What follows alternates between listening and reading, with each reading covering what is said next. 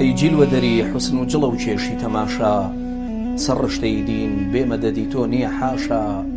فەیازی ڕیازی گوڵ و میهر و مول و لەعلی، ئەی شەوقی ڕخ و زەوقی لە بجزائقە بەخشا. زەڕاتی عکوسی کەششی میهری جەلالن، وا دێن و دەچن سەرزەدە سوڵتان و شەهەنشا.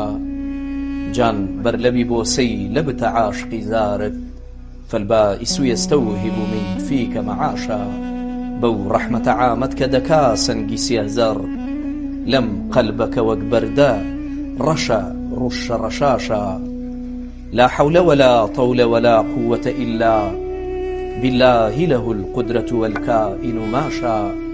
نالي نيتي سحر بيان حكمتي الشعر، أما نيتي قوة ظل قدرتي إن شاء.